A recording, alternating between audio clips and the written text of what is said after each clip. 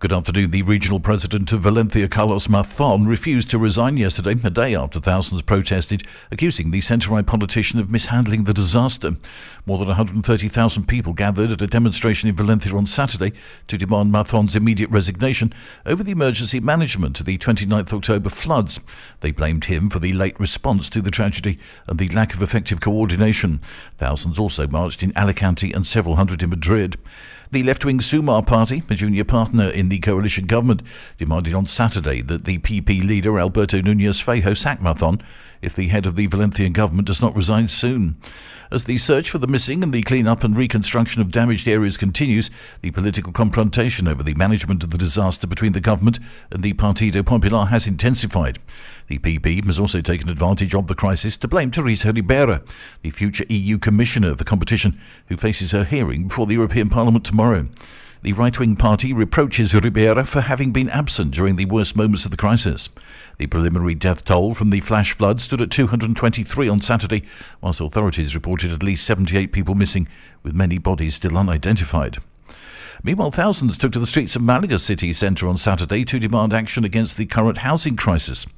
It is the second protest in less than 5 months where people protested against the high demand for homes to purchase or rent, the lack of houses available on the market, and criticised the authorities for their inaction. Saturday's demonstration, called by the organisation Malaga to Live, repeated the success of the previous march on the 29th of June when some 15,000 people took part. On Saturday, around 10,000 took part in the protests without incident, according to the National Police. Like the previous march, this one was backed by left-wing parties, trade unions and social groups.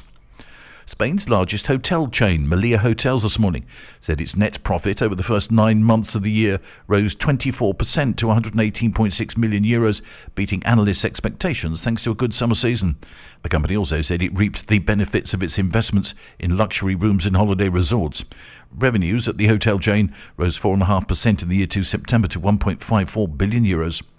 And a Maersk container ship has been denied entry into the port of Algeciras, so the Danish shipping company said, denying that the vessel was transporting arms to Israel. The cargo does not contain any military weapons or ammunition, the company said in a statement. The government here, which is seeking to convince other European countries to recognise a Palestinian state, has refused docking 2 ships transporting arms to Israel. The Maersk Denver diverted first to Tangier and, according to the Vessel Finder website, is now en route to Oman. That's the latest from TRE. I'm Bob James.